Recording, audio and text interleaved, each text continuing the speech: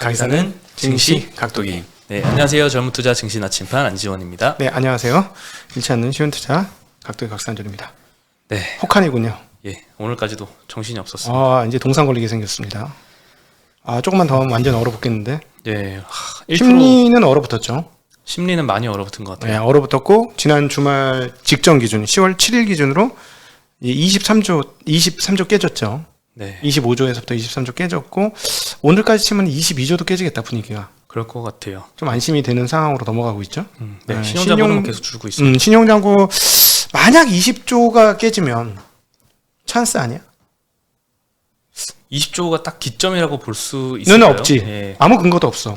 근데 20% 정도가 어디 뭐든지 한 20% 빠지면은 정말 많이 빠진 거라서 단기적으로 추가로 빠지기는 만만치 않더라고요. 그렇죠. 20%. 25조에서 20조까지 빠지면 굉장히 단기간에 많이 빠진 거긴 하죠. 그렇죠. 그러면은 오늘 제 느낌엔 한 21조 대까지 빠진 것 같은데 하루 정도만 더 금리가 내일도 이렇게 되면은 또 빠지겠지? 그렇겠죠. 지금 계속 갚고 있어요. 아주 공격적인 물어보면 분명히 오후에는 신용 반대 매매가 풀로 쌓여 있는데 아침에 되면 갚았어. 계속 그런 일이 반복되고 있는 상황이라서 지금은 그래도 유동성이 풍부하잖아요. 예탁금이 아직 많고 하니까 다 신용매매 반대 매매를 잘 막고 있는 것 같습니다. 잘 막고 있는데 하여튼 한번 터지는 게 그때가 이제 기점이지 않겠는가. 근데 터질 때 계속 별로 안 터지네요. 네. 예. 크게는 안 터져요. 조금씩은 터지고 있습니다. 예. 오늘은 뭐 원달러 환율이 1,200원 터치를 했습니다. 조금 정말 안 되게 1,199점 몇 원으로 지금 가고 있는데 지금 2014년인가 15년 이래 위안 원도 최고에 185원인가 찍었어요. 예, 1,200원 터치하면서 위안만 강세입니다. 이 동네에서. 네, 오늘 코스피 코스닥이 한 1.3%대씩 빠졌고요. 개인만 매수를 했습니다. 코스피에서 1조 원 가까이, 코스닥에서는 1,700억 매수했고요. 외국인이 오늘 코스피에서 8,000억 넘게 팔았고요. 네. 코스닥에서는 1,600억 팔았습니다. 이런 심정이 들다가 그래 팔아라 사줄게. 물론 제가 사는 건 아니지만. 예, 기관이 오늘 코스피에서는 2,000억 팔았고요. 코스닥에서는 뭐 100억 정도 판 것 같습니다. 네. 예, 오늘 외국인이 한 8,000억이나 매도를 했는데요. 네. 외국인이 오늘 제일 많이 매도를 한 게 이제 전기전자 업종이더라고요. 당연히 그렇겠죠. 삼성전자겠죠. 삼성전자 7,600억치 매도를 했고요. 기관도 1,000억 정도 팔았는데 네.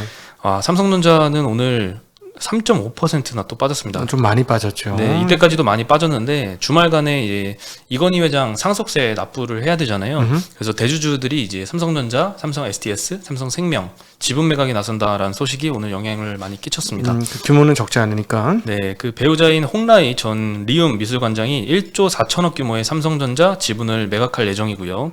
매각 예정 주식은 0.33% 정도 지분입니다. 네. 현재 보유 지분이 2.3%인데 1.97%까지 감소할 예정이고요. 네. 이부진 신라호텔 사장은 삼성 SDS 주식 2,400억치 매각할 예정이고 폭락 6% 이상 폭락했죠. 네, 그리고 이서현 삼성복지재단 이사장도 삼성 SDS랑 삼성 생명을 2,400억 정도씩 매각할 예정입니다. 관련 기업들 아주 많이 떨어졌어요. 예. 그리고 오늘 뭐 목표가 하향한 리포트도 좀 계속 나왔는데요. 신한금융투자의 최도현 연구원이 삼성전자 목표가를 10만 원에서 9만 6천 원으로 낮췄습니다. 네. 전방업체들이 메모리 재고를 많이 축적한 상태에서 부담을 단기적으로 소화해야 된다라고 언급을 했고요.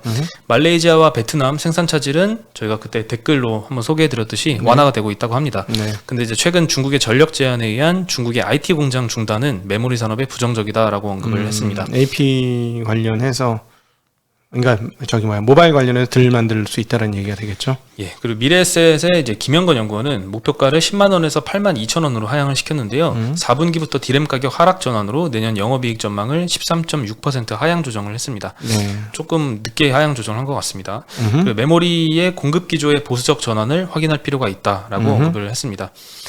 오늘 삼성 SDS가 특히 6.5%나 하락을 했고요. 아무래도 5천억이나 되니까. 예, 삼성생명이 3.3% 하락을 했습니다.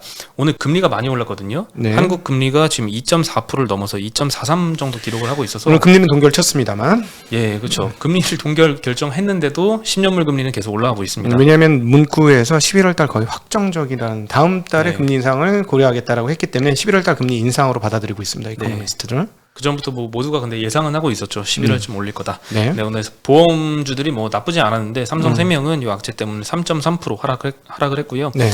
하이닉스도 오늘 2.6% 하락을 했습니다. 저는 입장이 달라지고 있습니다. 어떤 입장이요? 점차 떨어질수록 긍정적으로 아끼고 있습니다. 저는 삼성전자에 대해서요? 삼성전자에 대해서. 뭐 저보러 살 거냐 그러면 좀 다른 얘기예요.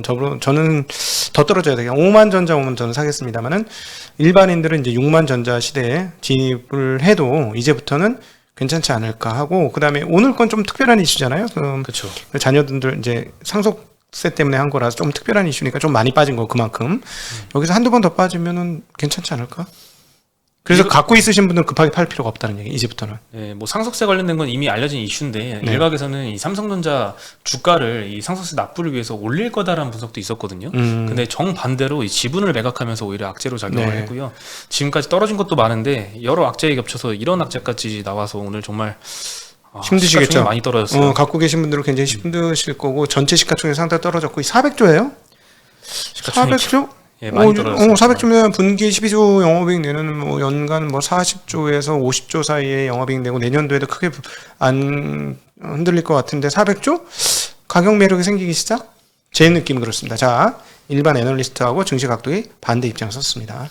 네. 누가 이길까? 일단 포워드 PER 기준으로는 한 10배 정도까지 떨어진 것 같더라고요. 그렇죠? 9배까지도 이제 보이고 있는데 네. 이 정도면 진짜 많이 떨어진 것 같아요. 그러니까 애널리스트하고 증시각도가 누가 이기는지 한번 보세요.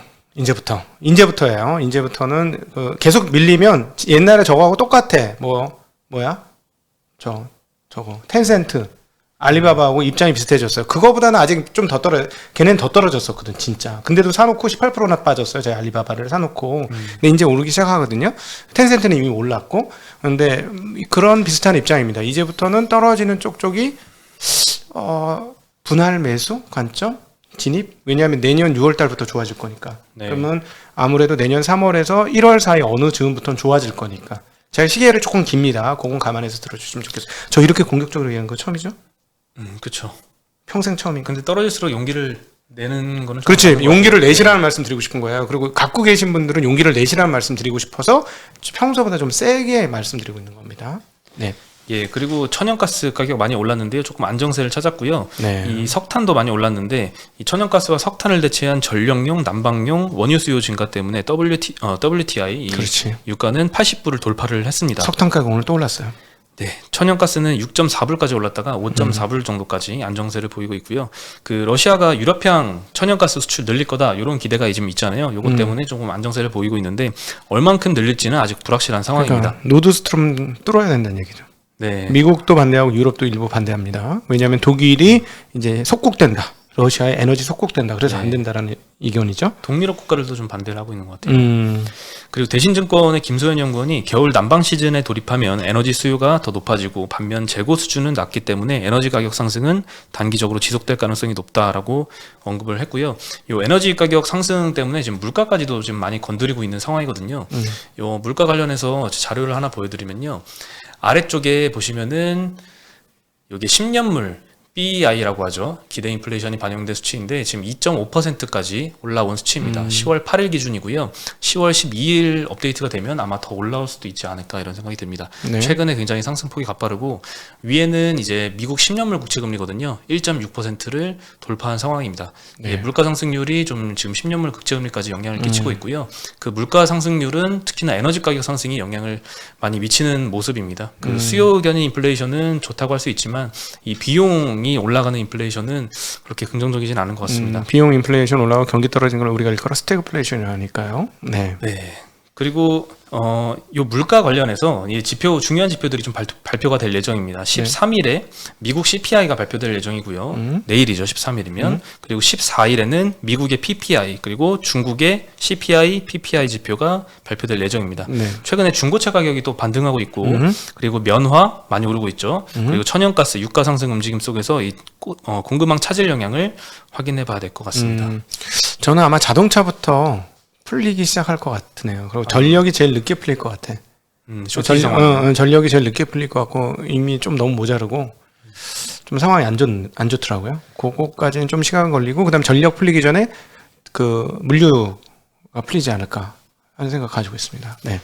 예, 그 물류 관련된 말씀 드리면요. 오늘 NH증권에서 안기태 연구님이 9월의 마지막 주가 병목 현상의 최악의 국면이었다. 이제는 좀 지난 것 같다. 이런 의견을 내주셨는데요. 크게 두 가지 의견을 내줬습니다. 일단 물류 병목인데요. LA의 롱비치 항구에 입항하지 못하고 대기 중인 선박이 9월 22일 기준으로 위의 그래프입니다. 70척으로 고점을 찍었고요. 그리고 9월 30일 기준으로는 62척으로 조금 내려왔습니다. 아직 요거 조금 내려온 거 가지고는 아직 고점 찍고 내려온다라고 볼 수는 없지만 그래도 의미 있는 것 같고, 그리고 두 번째 생산 병목인데요. 10월 들어서 동남아의 그 공장 가동률이 올라가면서 반도체가 공급이 부족하다라고 응답한 기업의 비율이 고점을 찍고 지금 내려오고 있는 상황입니다. 네, 이 두 가지 현상을 볼 때 아직도 병목 현상이 극심한 건 사실이지만 최악은 통과했다. 이런 분석이 나왔습니다. 제 손님이 오늘 롱비치 근처에 74척 떠 있다고 연락 왔는데. 74척이요? 네. 그러면 9월 20일에 70척, 9월 30일에 62척, 다시 고점을 뚫고 올라갔을 수도 있어. 아니 뭐가 혹시 댓글 저 롱비치항하고 그 서해안 계신 분들은 좀 이렇게 망원경 띄워가지고 개수 한번 세서 우리 댓글로 좀 알려주십시오. 네. 또 업데이트 드려야 될 것 같아요. 네네. 그 차량용 반도체가 계속 부족하잖아요. 네. 드디어 차량 가격도 올라가기 시작했습니다. 물론 인센티브가 줄어들면서 계속 올라온 건 사실이지만 이제 테슬라가 모델 Y 롱레인지 가격을 $2,000 올렸습니다. 네. 55,000달러로 인상을 했고요. 모델 Y 퍼포먼스는 $1,000 인상을 했습니다. 모델 3 스탠다드 레인지 플러스도 $2,000 인상을 했고요. 파이낸셜 타임즈에 따르면 이제 다임러, 이 벤츠 CFO도 의도적으로 차량 수요 대비 공급을 부족한 수준으로 만들어서 더 높은 가격의 고급 모델에 초점을 맞출 것이다. 이렇게 언급을 했고요. BMW CFO도 현재와 같은 가격 결정력 유지를 위해서 공급량을 관리해 나갈 것이다. 이번 기회에 가격 좀 올려놓겠다. 예, 이번 기회에 수익성을 쪽 빨아먹겠다. 쪽 빨아먹겠다. 한 자릿수 이제 더 이상 볼 수 없다. 그렇죠. 테슬라 25% 남긴다. 우린 뭐냐? 우리도 인간이다. 네. 살려다오. 뭐 이런 거. 네. 그리고 실제 수입차 같은 경우에는 차량 가격은 딱 세팅을 해놓고 인센티브를 많이 주잖아요. 네. 그 프로모션을 주는데 그 프로모션 가격을 계속 줄이는 형태로 차량 가격이 올라오고 있고요. 국내 완성차 업체는 아직 가격 인상을 시도하고는 있지는 않지만 모델이나 이제 연식 변경 모델을 그렇지. 내놓을 때 가격 인상 폭이 커질 것이다. 이런 전망이 나오고 있습니다. 중가권 자동차는 안 내놓고. 네. 고가권 자동차는 있네요. 우연히 있네요. 지금 당장 계약하시면 가지고 가실 수 있어요. 그거요? 그건 아직 6개월 더 기다려요. 한 1년 더 기다리셔야 될 것 같은데요. 이런 식이지. 그런 현상이 지금 어떻게 나오고 있냐면요. 현대차 출고 계획을 보면은 아반떼, 코나 다소 조금 저렴한 모델이죠. 4개월에서 6개월 걸린다고 하고요. 신차 뽑는데. 사실 싼 건 아닌데 어쨌든. 네. 제네시스는 2, 3개월 정도 걸리고 팰리세이드나 이런 요즘 SUV가 인기가 많잖아요. 네. 1, 2개월 만에 나온다고 합니다. 비싼 거 순서네요. 예. 야갔어. 기업 입장에서는 그렇지. 사실 먹고 살아야지. 선택이죠. 예. 먹고 살아야지 뭐. 네. 그래서 현대, 기아뿐만 아니라 뭐 차량 관련된 회사들이 최근에 주가 많이 올랐잖아요. 그렇죠. 오늘도 잘 방어를 했습니다. 3분기부터 지금 풀린다는 소리 계속 돌고 있어요. 그래서 저도 은근히 곁다리 끼워서 아까 자동차부터 적자 풀릴 거라는 얘기는 뭔가 들은 얘기가 있으니까 여러분들한테 드리는 말씀입니다. 4분기부터요? 네, 4분기부터. 4분기부터. 네, 4분기부터. 네. 네, 그리고 머크에서 그 코로나 치료제 FDA 긴급 승인 신청을 했습니다. 지난번에는 이제 중간 결과 발표를 했잖아요. 이번엔 긴급 승인 신청을 했고요. 연말 내로 아마 승인 여부가 발표가 되지 않을까 싶습니다. 오늘 그 리오프닝 주들이 조금 잘 방어를 해서 소폭 상승을 했습니다. 항공 분야의 여객 수요도 지금 가파르게 회복 중인 것 같은데요. 사이판과 유럽 노선은 10월부터 패키지 여행 수요가 증가하고 있고요. NH증권 정현승 연구원이 업데이트를 해줬는데 10월 말까지는 인도네시아 발리, 태국 푸켓, 영국, 이탈리아 이쪽이 이제 입국 제한이 완화된다고 하고요. 11월에는 태국 방콕, 싱가포르, 베트남 푸꾸옥에서 입국 제한이 완화될 예정입니다. 한국 사람 많이 가는 데인데. 예, 네. 인기 여행지죠. 그리고 9월에 전국 공항의 국제선 여객은 전년 대비 47% 증가한 29만 2천 명을 기록을 했습니다. 전월 대비는 15% 감소했습니다. 하지만 전년 대비 증가율은 꾸준하게 우상향 추세를 지속하고 있습니다. 19년하고 비교해봐야죠. 아직 모자랍니다. 예, 아직은 많이 모자릅니다. 반면에 이제 국내선 여객은 기저효과 영향으로 전년 대비는 37% 증가는 했지만 4개월 연속으로 전월 대비 감소세는 유지 중입니다. 예전에 이제 국내선 여객으로 다 몰렸잖아요. 해외여행 못 가니까 이제 국내 여행을 조금 줄어들고 있고 반면에 국제선 여객은 늘어나고 있는 상황이죠. 네. 주말에 고성 갔잖아요. 네. 고성 가서 자전거 타고 뭐 미시령도 갔다가 저 통영 전망대도 근처까지 갔다가 왔고 했는데 차 막힌다고 9시 반인가 9시 반인가 출발했거든요. 네. 고성에서 차들이 줄 서서 가더라. 거기가 2등급이랍니다. 2단계? 2단계. 2단계. 응. 예. 아주 미어 터져. 자전거 타고 해변을 쭉 계속 달렸어요. 통일 전망대에 있는 해변까지 한 40-50km 해변을 쭉 달렸는데 멋있기는 한데 사람들이 미어 터져서 와 이렇게 사람이 많은가? 제가 통일 전망대 근처 가니까 해수욕장에 사람이 없더라. 그 정도로 사람이 많더라고요. 저도 수영 쳤어. 주말에 저도 강화도를 가려고 출발을 했거든요. 근데 네. 갑자기 폭우가 막 쏟아져가지고 안 갔어요 결국엔. 그냥 근처에서 밥 먹고 가다가 그냥 중간에 근처에서 네. 밥 먹고 돌아왔는데 강화도를 가신 분이 계시더라고요. 팀원 중에. 거기 다리 하나 건너는데 막 1시간 넘게 거기 많이 걸리시더라고요. 걸려요. 자전거가 네. 빨라. 강화도는. 네, 네. 아직도 국내 강화도 많이 가는데 많은 것 같아요. 자전거가 항상 빨랐어 그 동네는. 네. 네, 그래서 어쨌든 오늘 에어 부산이 1% 상승, 아시아나 대한항공도 소폭 플러스를 유지를 했고요. 네. 뭐 제주항공은 1.5% 하락했고 모두투어, 하나투어, 노랑풍선이 1-2%씩 상승을 했습니다. 네. 그리고 LG 화학이 오늘 4% 상승을 했습니다. 많이 올랐죠? 네, LG 에너지 솔루션이 GM하고 볼트 EV 관련된 이제 리콜 비용 분담 이제 끝났습니다. 이슈가 네. 총 7천억 분담하기로 합의를 했고요. LG전자도 7천억 분담하기로 했습니다.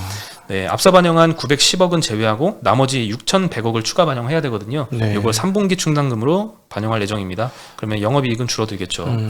LG 에너지 솔루션에 따르면 이제 공동 조사를 했는데 분리막 밀림, 음극택, 단선 이게 사실 드물지만 동시에 발생하는 경우에 화재 원인이 될 수 있다라고 언급을 했고요. 리콜 관련해서 공정은 이미 개선해서 생산은 재개한 상태라고 언급을 했습니다. LG화학 3분기 영업이익 전망치가 1.2조 원 정도인데 충당금 6천억 정도를 반영하면 한 6,500억 정도로 떨어질 것 같습니다. 네. 작년 대비 한 28%가량 감소한 수치입니다. 근데 뭐 이미 악재는 소멸이 됐다고 보는지 시장에서는 상승을 했습니다. 네. LG전자도 오늘 3.3% 올랐는데요. 3분기 실적 발표도 했고요. GM 리콜 충당금을 4,800억 반영을 했더라고요. 네네. 그래서 영업이익은 5,400억 정도 발표를 했습니다. 네. 매출은 18조 7,800억 나왔습니다. 전년 대비 22% 증가했고 역대 최고 매출 달성을 했습니다. 네. 네, 마지막으로 하나은행이 이제 러시앤캐시에 대출을 시행했습니다. 이게 무슨 의미가 있을까요? 이 업체들 이제 안 떠나고 있을 거라는 이거 일본계잖아요. 네. 일단 있을 거고 그다음에 자기네가 신용을 못 해준 걸 풍선 효과처럼 딴 데다 돌린다는 얘기 아니겠습니까? 일부? 예, 일단 네. 기존의 대부업체들은 자금 조달을 저축은행한테 했거든요. 그러면 네. 자금 조달 비용이 한 5%대 초반 정도 상위업체 기준으로. 네. 근데 이제 시중은행한테 자금 조달을 해서 네. 이제 저신용자들한테 대출을 하면은 조달 금리가 2%포인트 정도 떨어집니다. 네. 그러면 굉장히 마진 증가 효과가 있겠죠. 네, 이게 정부에서 권고한 상황인데 법정 최고 금리를 계속 내려왔잖아요. 24%에서 7월 기준으로 20%까지 내렸습니다. 네. 한 번에 이렇게 금리가 떨어지면 마진이 축소돼서 저신용자 대출을 꺼리니까 그러면 이제 불법 사금융 시장으로 많이 빠지겠죠. 풍선 효과 때문에. 근데 불법 사금융 시장이 봤더니 그 연 금리가 연환산하면 400%막 이렇게까지도 된다고 합니다. 더 높은 금리도 있고요. 오. 네, 이거는 이제 막아야 되기 때문에 대부업체들이 이걸 기피하지 않게 하기 위해서 조금 수익성 보전을 해주자. 그래서 시중은행한테 자금 조달을 해주게 된 거고 네. 이번에 하나은행이 처음으로 실제 시행을 한 겁니다. 네. 네, 그래서 그 하나은행과 다른 시중은행 관계자에 따르면 현재 우수 대부업체 4개를 또 심사 중이다라고 언급을 했습니다. 네. 네, 오늘 그래서 리드코프가 6.4% 상승을 그래서 많이 했고요. 올랐군요. 예, 리드코프도 요거 우수 대부업체에 선정된 곳 중에 하나입니다. 네. 네, 오늘 시장은 정리는 여기까지 해드리고요. 아, 네. 참 힘든 시기가 길어지네요. 저는 느낌이 이제는 뭐 다 맞은 거 아닌가 하는 느낌으로 살라고요. 때려봐 씨. 안 죽어. 뭐 이런 느낌? 우린 신용 안 썼으니까. 바닥이 어딘지는 뭐 정확히 찝을 순 없지만 네. 뭐 어떻게 대응하느냐의 문제인데 여기서 팔 거냐 살 거냐 차이겠죠. 악재 이 정도면 진짜 오늘 삼성전자 그 상속권까지 진짜 많이 쏟아진 거 아닙니까? 네. 이건 생각지도 못했던 악재이니까 네. 그거는 한 대 뭐 얻어 맞는 거고 몰랐던 거는 많이 터진 것 같은데요? 네. 네. 요즘엔 외국인들이 굉장히 악재에 민감하게 반응을 하는 것 같아요.